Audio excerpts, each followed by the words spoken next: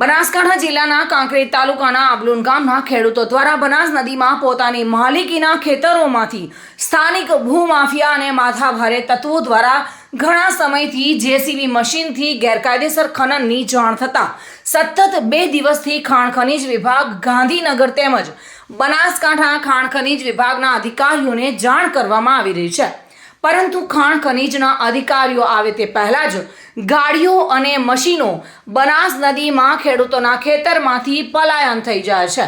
2 દિવસથી ખેડૂતો પોતાના ખેતરમાંથી ભરાતી બિનકાયદેસર રેતી અટકાવવા માટે સ્થાનિક રેત ચોરોને મળીને બિનકાયદેસર રેતી ખનન અટકાવવાનું કહેતા ખેડૂતોને પણ ધમકી આપવામાં આવી છે। ત્યારે સ્થાનિક તંત્ર તેમજ ખાણ ખનીજ વિભાગ પાલનપુરથી અહીં આવતા લાંબો સમય લાગવાથી ખેડૂતોની ફરિયાદનું કોઈ જ નિરાકરણ આવતું નથી અને આજે આવેલા ખાણ ખનીજ સુપરવાઇઝરના જણાવ્યા અનુસાર કાંકરેજ તાલુકામાં ફરજ બજાવતા સુપરવાઇઝરના જણાવ્યા અનુસાર જિલ્લા ખાણ ખનીજ અધિક્ષક ગુરપ્રીતસિંહ દ્વારા ચોરીની ફરિયાદ મળતા જે તે વિસ્તારમાં તેમને જવાનું હોવાથી સતત 2 દિવસથી સિક્યુરિટી સાથે ખાણ ખનીજ વિભાગની ગાડી આવે છે, પરંતુ ત્યાં સુધીમાં નદીમાંથી સમેટાઈ જતું જોવા મળે છે અને ખાણ ખનીજ વિભાગના અધિકારી સતત 2 દિવસથી અધિકારીઓ ખેડૂતોનું નિવેદનને લઈને પાછા ફરી રહ્યા છે। પાલનપુરથી આવવામાં સમય લાગતા કાંકરેજ તાલુકામાં સતત હાજર રહી શકે તે માટે કાયમી સુપરવાઇઝર મૂકવાની તાતી જરૂરિયાત હોય તેવું લોક જણાવી રહ્યા છે।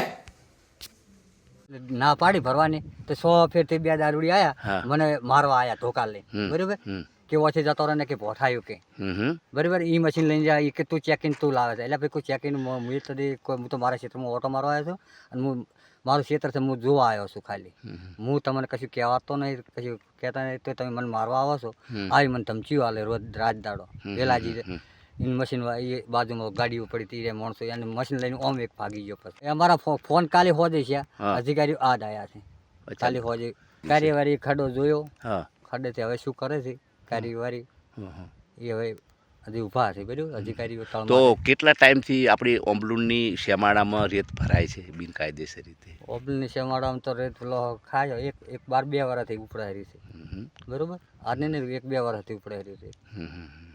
પૂજી ભવનજી મારું નામ, જમીન 29 નંબર મારો છે। કયા ગામમાં? ઓમ્બલુનની અંદરમાં, બરાબર અરે રાત દિવસ વધારે સોનો માલ ઉપાડે કેવા જશે, પોઠા લઈને લાકડી લઈને મારવા આવે છે, બરાબર પછી ફરિયાદ ફોન કરે અધિકારીઓ મોડા લગભગ 2-3 કલાકે આવે, એ આવતો સુધી મશીન નીકળી જાય, અધિકારીઓ આવીને બાપડા પાછા જતા રહે। તો વર્ષમાં કેટલી વાર અધિકારીઓને ફોન કર્યા હશે આપે? આપણે લગભગ ફોન એને ખૂબ કર્યા, ફોન ખૂબ કર્યા આપણે એને ફોનથી વાત થઈ, ગાંધીનગર કર્યા, પાલનપુર કર્યા, શિવોરી કર્યા, પણ કોઈ અધિકારીઓ આવીને નીકળી જાય। પછી bureau report, today Gujarati news. આ સમાચાર આપને કેવા લાગ્યા? ટુડે ન્યૂઝને લાઈક, શેર અને સબસ્ક્રાઇબ કરો।